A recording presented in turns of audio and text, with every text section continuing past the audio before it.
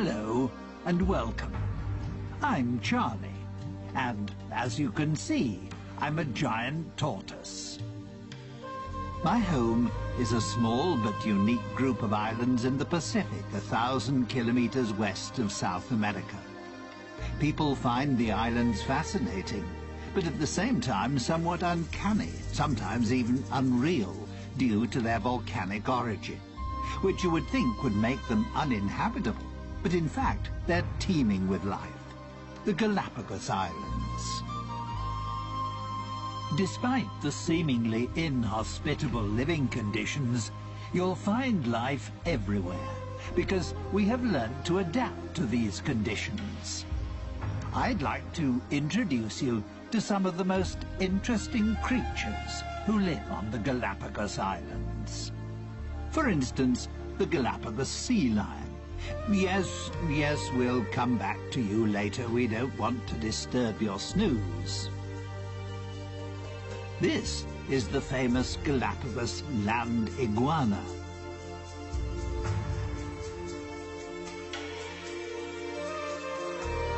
And here, its even more special relation, the marine iguana.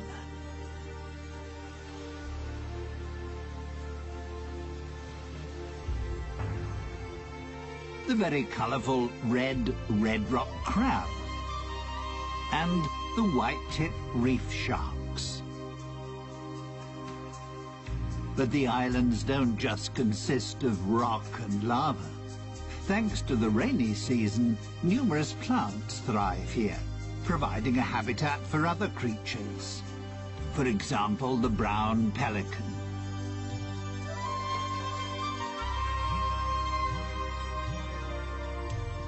And even flamingos feel at home here.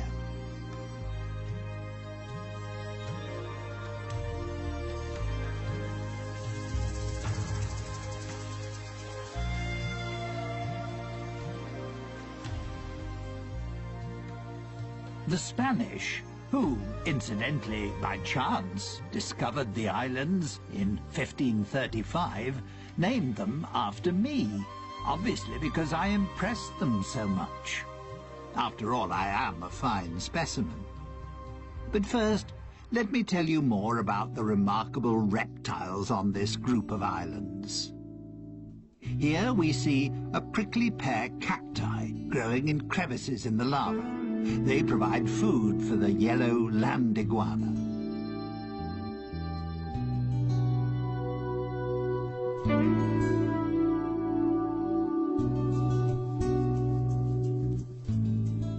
Its appearance is a little unusual, shall we say, due to the countless spiky crests on its head, which make it look rather like a geode turned inside out. The fact that the female land iguana uses the hot volcanic sand to hatch the clutch of 3 to 12 eggs she has laid is the reason why land iguanas are mainly found on Fernandina. It's the most westerly and youngest island of the archipelago. It lies directly above the volcanic hotspot, which was responsible for the creation of the group of islands.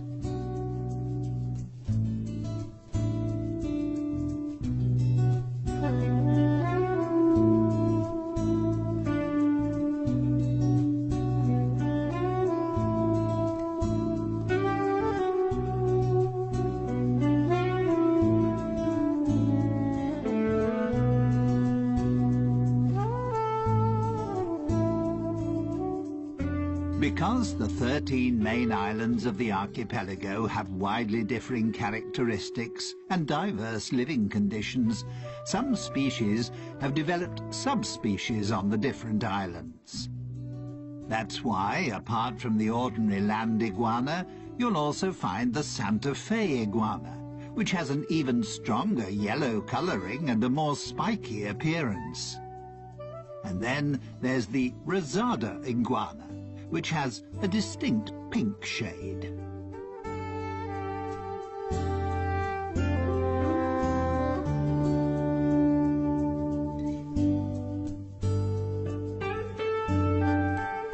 The male land iguana marks his territory by sitting on a rock in full view of everyone. That's his way of guarding the hole he has dug with his partner for her to lay her eggs.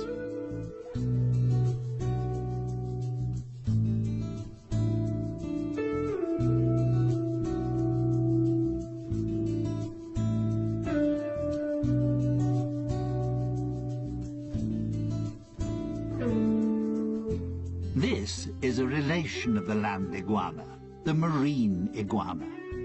The marine iguana is only to be found on the Galapagos Islands and is the only extant marine iguana species. It prefers to live along the coastline because that's where it finds its food.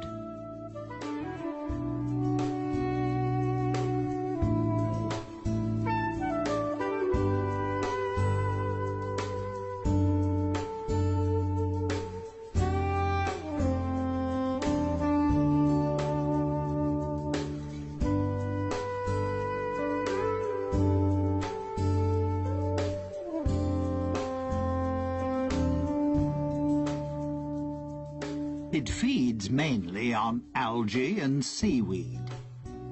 The excess salt it takes in when feeding is excreted through special salt glands in its nostrils.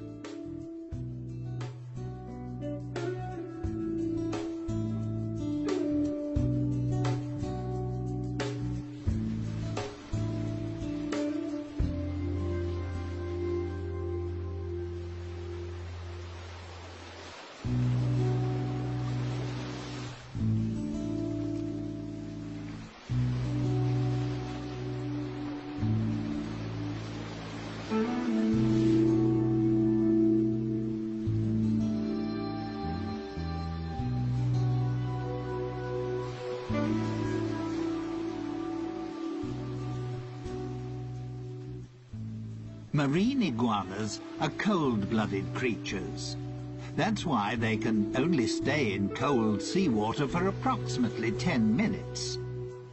They are, however, outstanding swimmers and are able to dive to depths of up to 9 meters.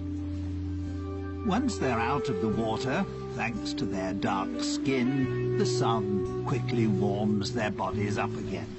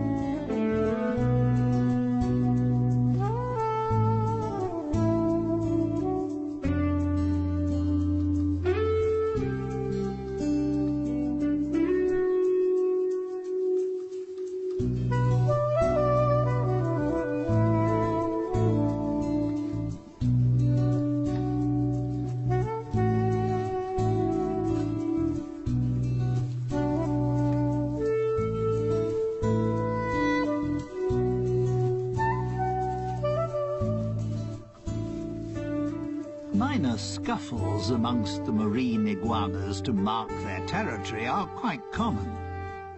The main problem for them is the Galapagos hawk.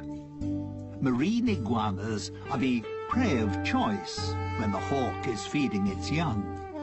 And that just happens to coincide with the time when the marine iguanas retire inland to lay their eggs, making them an easy prey for the hawks.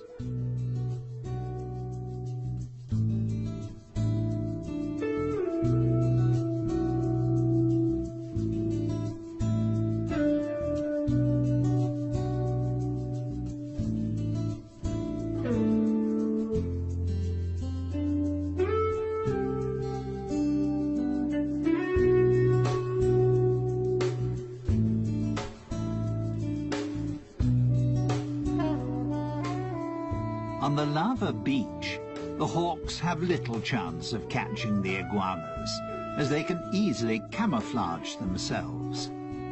Due to their grey skin and dragon-like appearance, they're hard to distinguish amongst the rocks.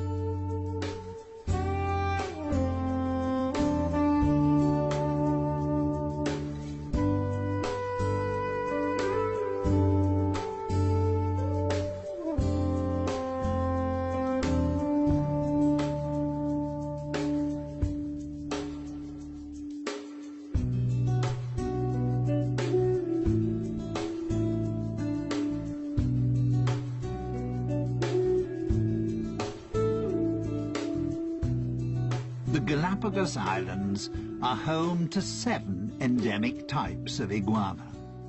The males are larger than the females and can reach up to 30 centimeters, approximately 12 inches in length. Iguanas mainly eat flies, scorpions, and other insects. They have a symbiotic relationship with the sea lions because they free them of bothersome flies.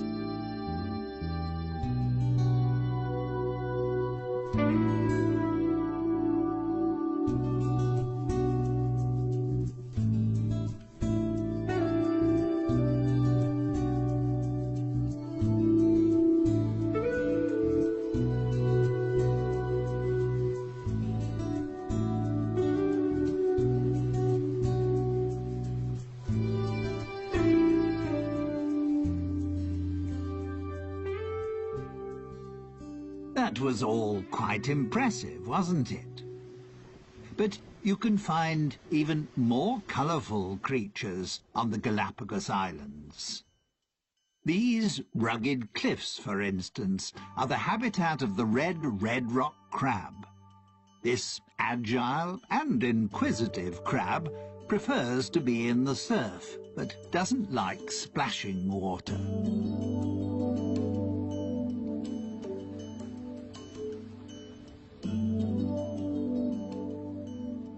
Its main source of food is algae, which it gnaws off rocks, together with other marine organisms.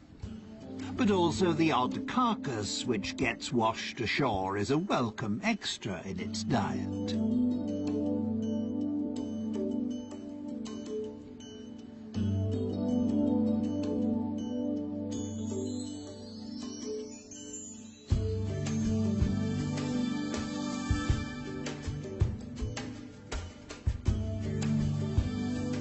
The red rock crab is extremely agile and can move in any direction extremely quickly, which means it can easily escape an attack by seabirds and conceal itself between the rocky crags.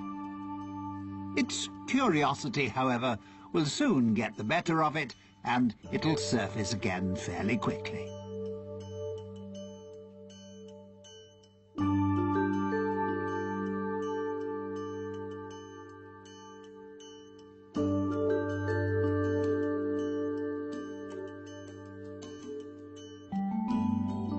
Young crabs have a black colouring, while more mature crabs have a brownish or reddish colouring.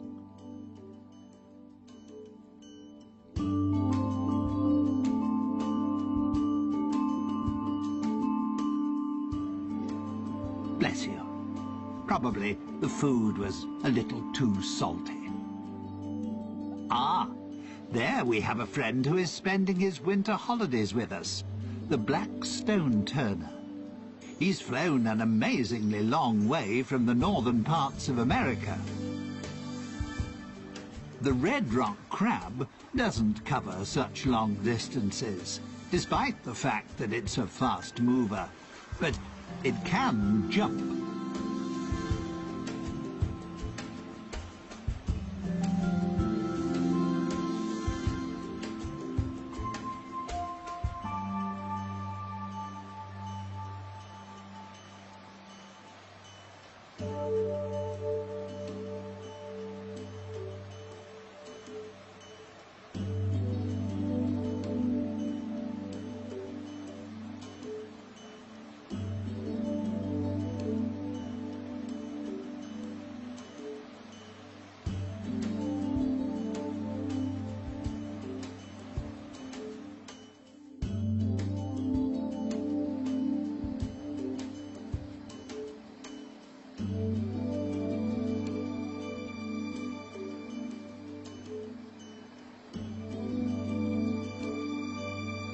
The name red rock crab doesn't mean that nature has decided that all the crabs must be this colour.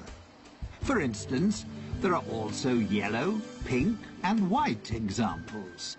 And this black one is perfectly camouflaged on the lava rocks.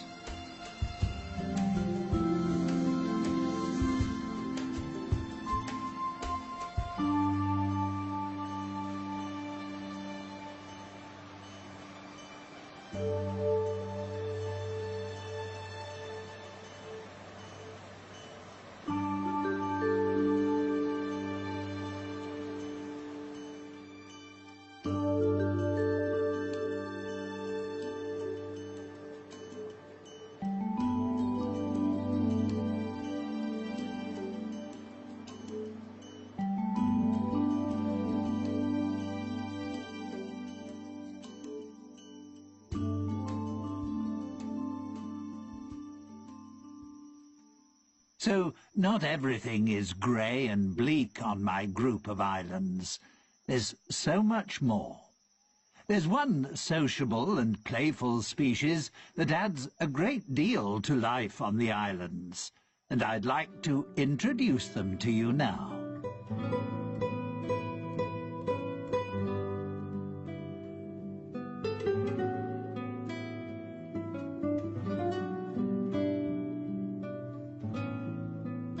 The Galapagos sea lions.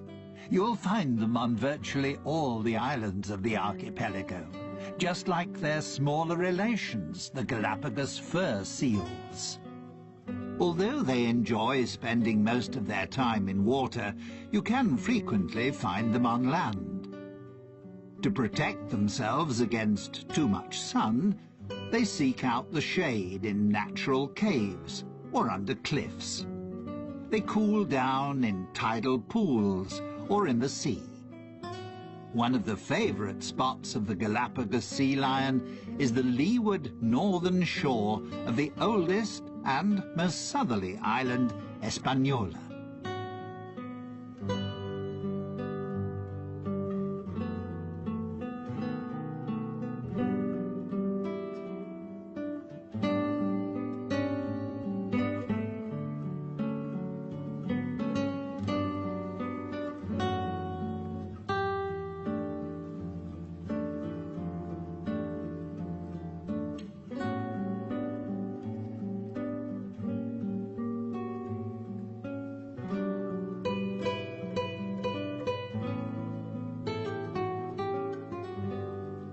Here's a female with her pup.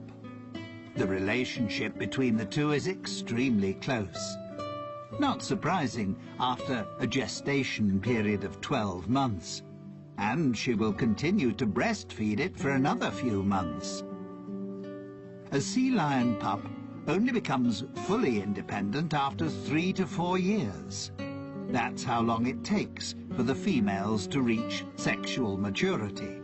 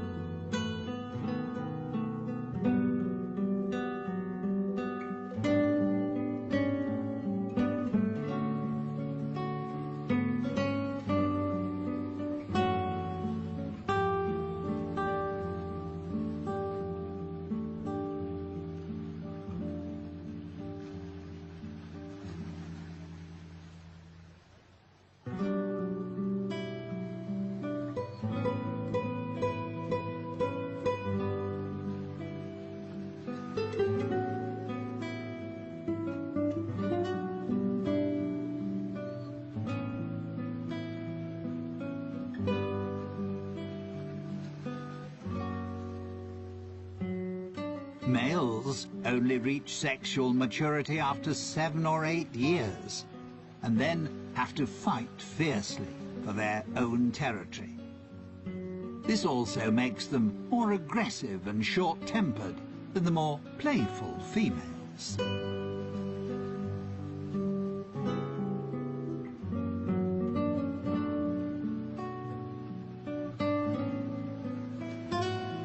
It's not surprising that male sea lions are constantly fighting for their territory and trying to find a mate, because there are far fewer of them. A male sea lion will often have as many as 30 females in his harem.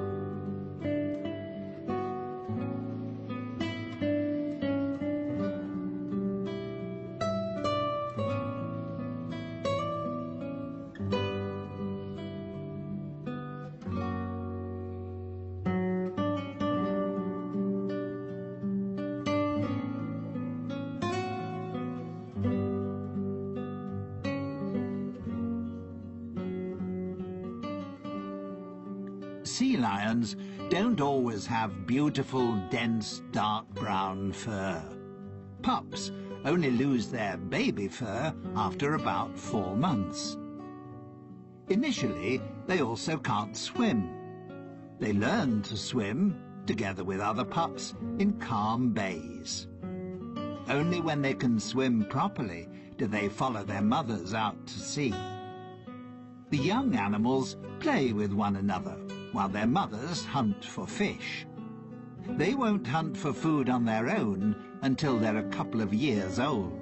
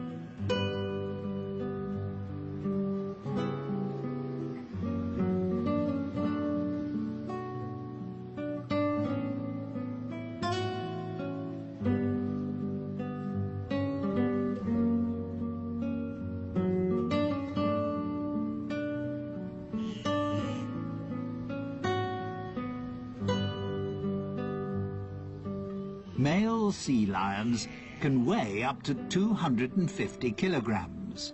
Females roughly 100 kilograms.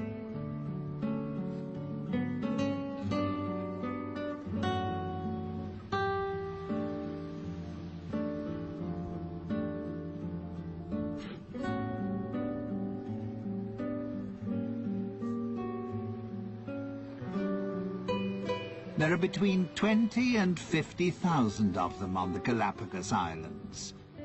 The reason for the huge difference in numbers is partly due to a weather phenomenon, El Niño.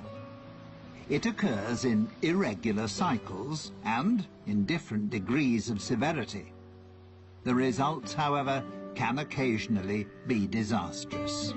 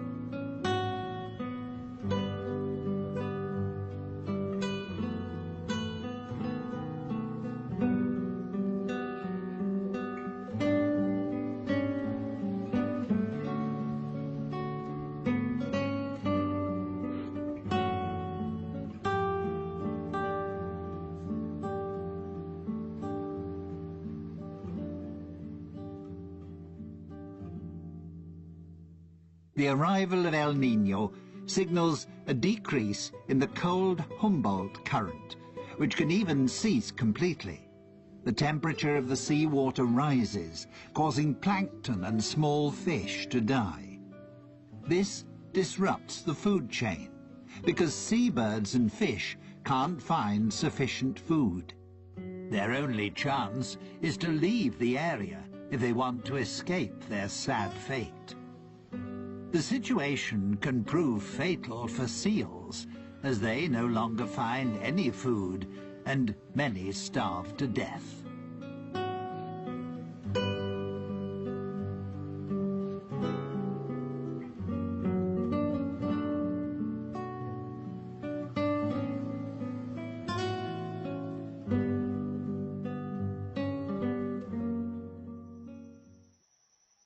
Before I introduce you to my family and a couple of other Galapagos inhabitants, let me show you the islands in a little more detail.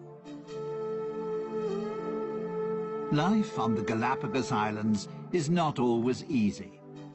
During the first half of the year, there are only 3 or 4 months at the most in which any rain falls, which is why there is a constant shortage of fresh water. The arid countryside often looks desolate. Lava rock, steppe and cacti dominate the scene.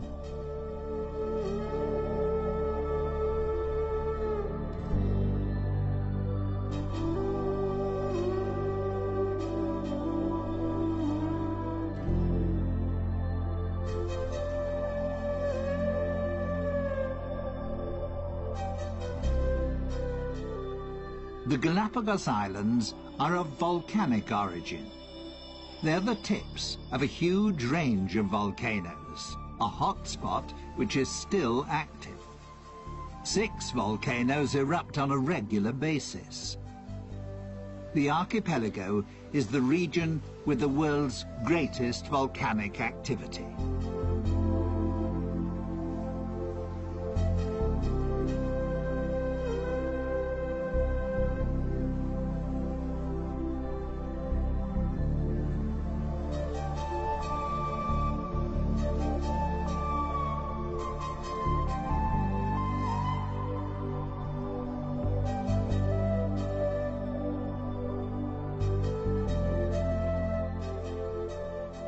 And there is another special feature.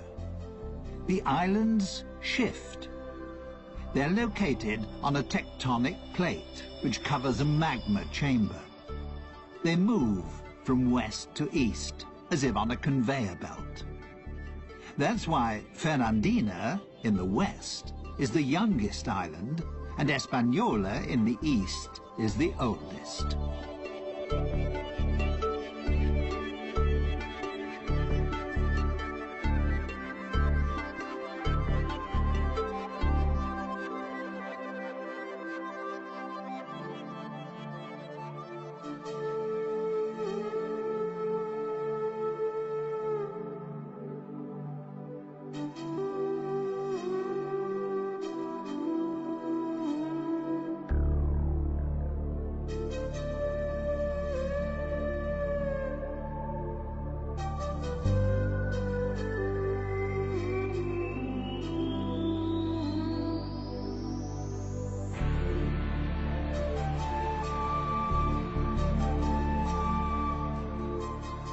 Once the rainy season starts, the islands burst into life.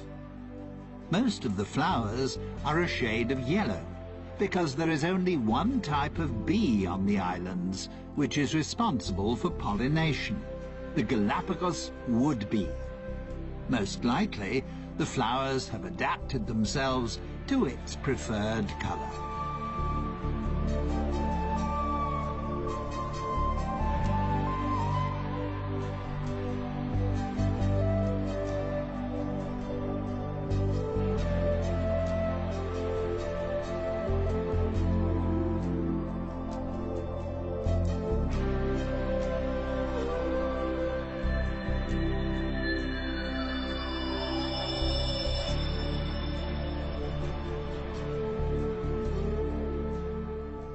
These are prickly pear cacti. They are propagated by the Galapagos rat, which feeds on their seeds. The hard shell of the seeds is crushed during digestion, and after being excreted, the seeds start to germinate. These extremely hardy plants store nutrients that provide food for other creatures. The iguanas certainly have no fear of their thorns, and also for my fellow tortoises they provide a welcome change to grass.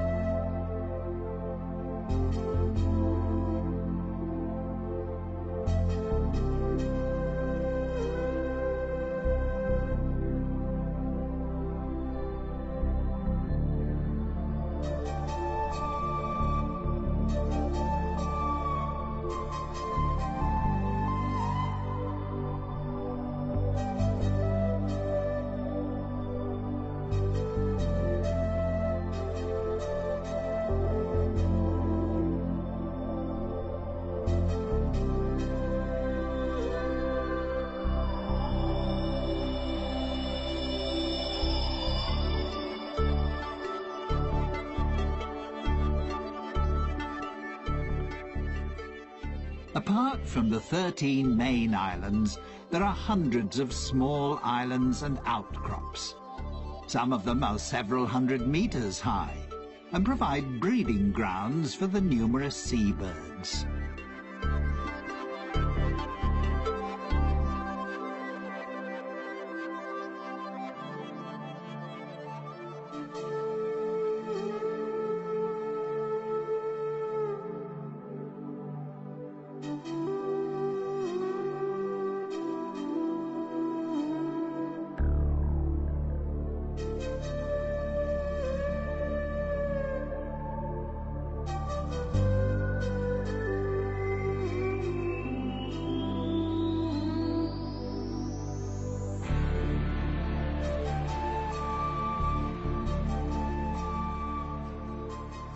The Galapagos Islands were made famous by Charles Darwin, who discovered certain aspects of life here that formed the basis for what was to become his theory of evolution.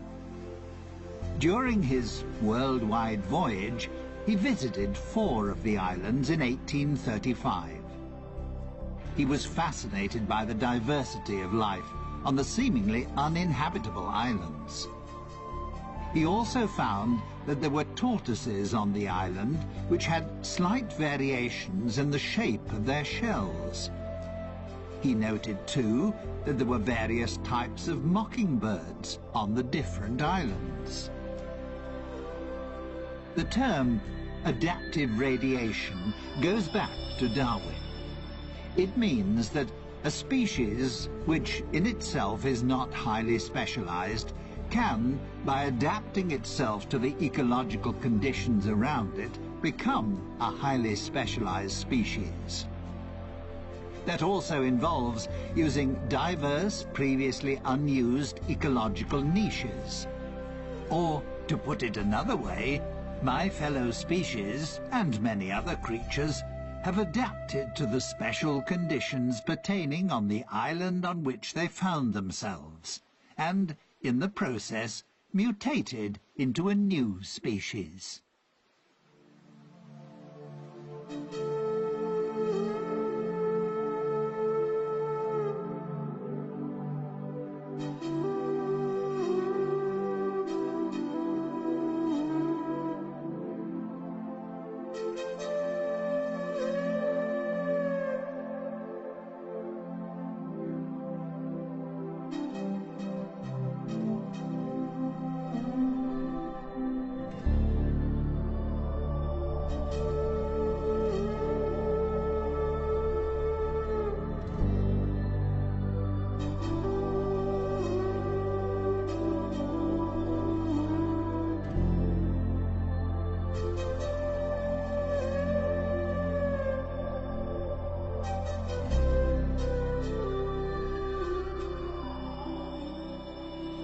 A gathering of white-tip reef sharks.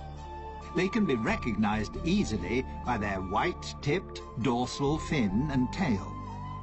At the moment they're resting after hunting for fish, crustacea and cephalopods. Come night time, they'll become active again.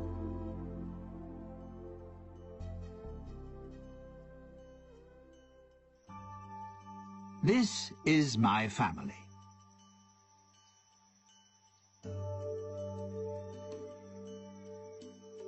We giant tortoises are the largest of our fellow species living in the world today.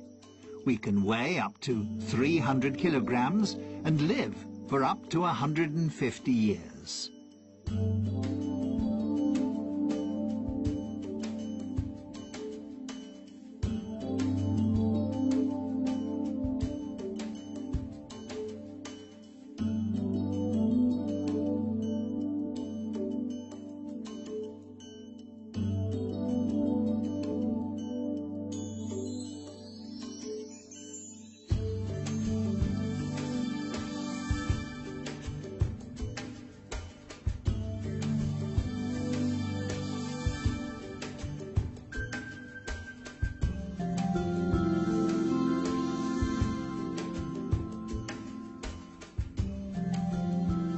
Some of my relations don't have a dome-shaped shell, but rather a more saddle-shaped one. The front end is bowed upwards. That's particularly useful when you need to raise your head up to reach taller plants. Most of my relations on the eastern islands have saddle-shaped shells because the plants there grow considerably higher.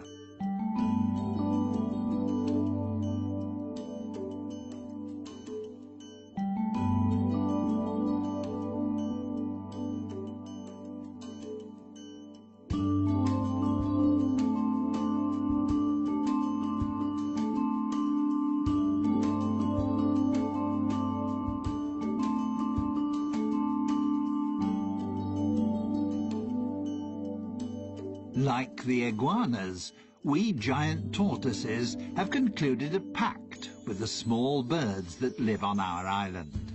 Finches and woodpeckers feed on the parasites and ticks on our skin.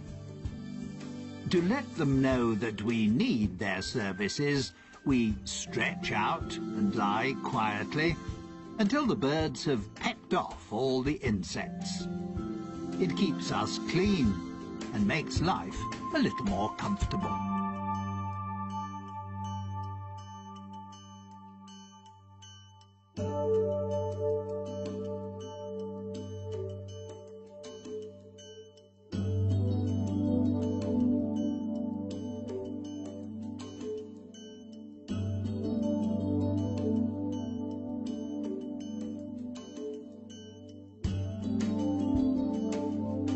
Our diet consists of grass, herbs, climbing plants and berries. If our shells allow it, and we can stretch far enough, we also enjoy the juicy fruit of the prickly pear cacti.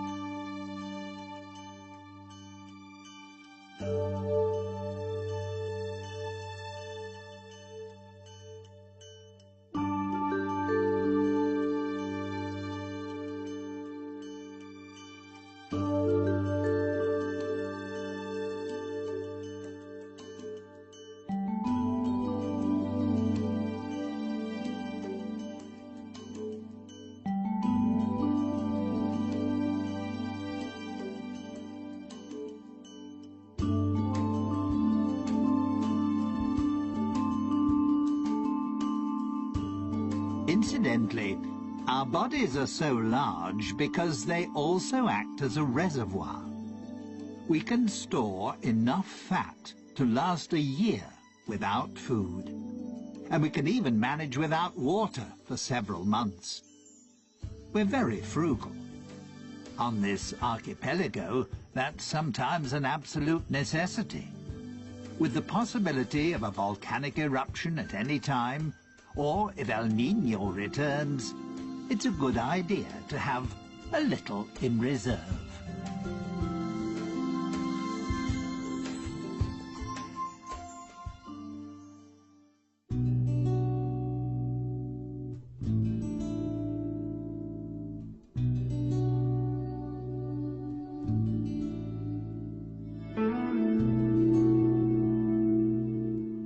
Well, that was my family. They're nice, aren't they? Finally, I'd like to introduce you to some feathered inhabitants of the islands. They're as colourful as they are talkative.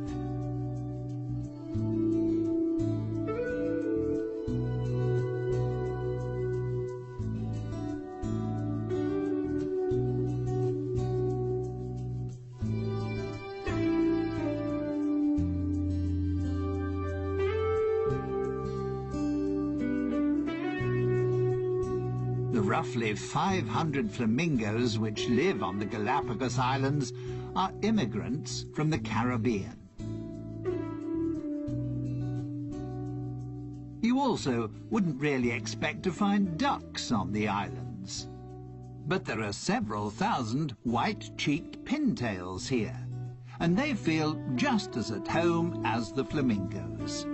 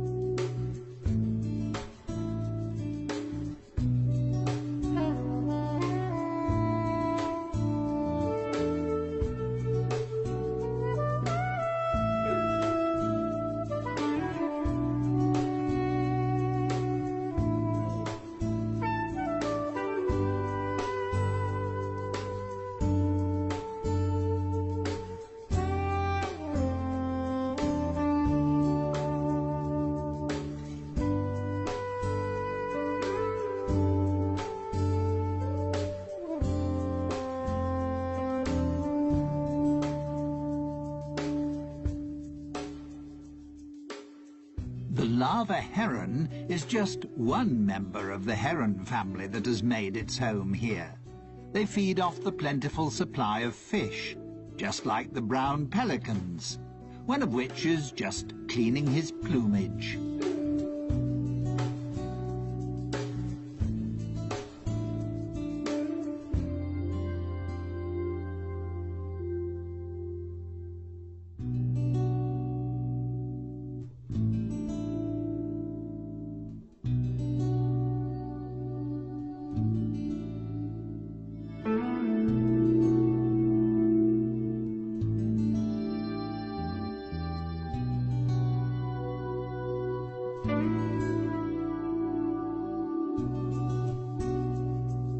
Galapagos albatross is the largest bird on the islands, with a wingspan of 2 meters.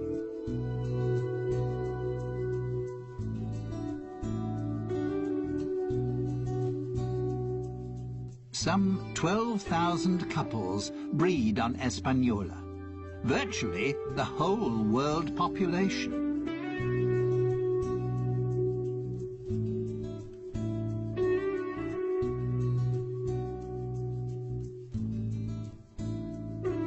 Here we have the pirates amongst the birds, a female frigate bird. Frigate birds attack other birds and try to snatch away their food. The male frigate birds are famous for their mating habits. To impress the females, they blow up their red throat pouch.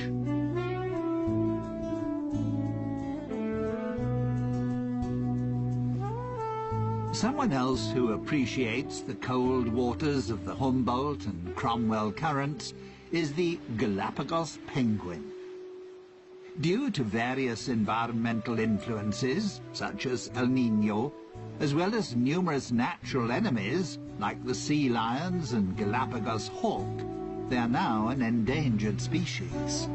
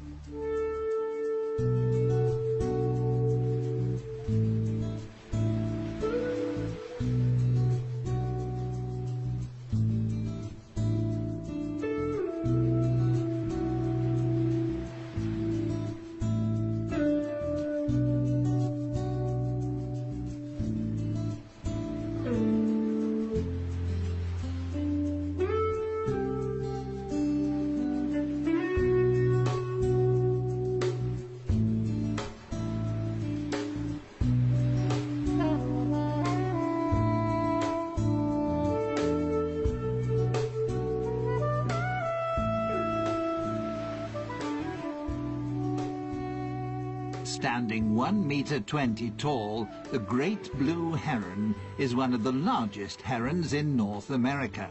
However, it's just as much at home in Central America as it is here.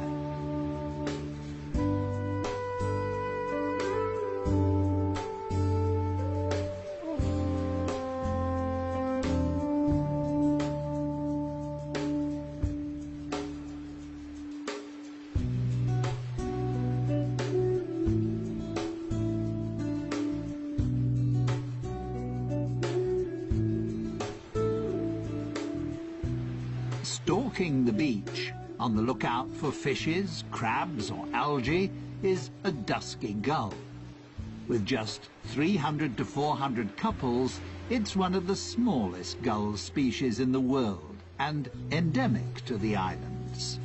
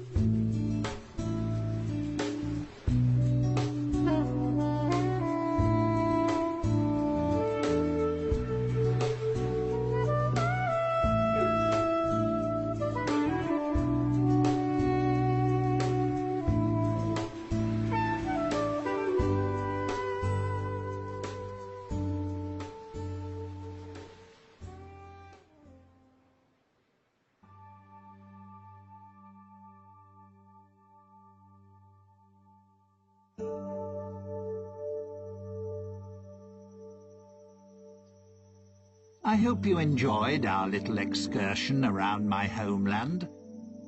Time for me to be getting back to my family. And time to thank you for your visit. And to say goodbye.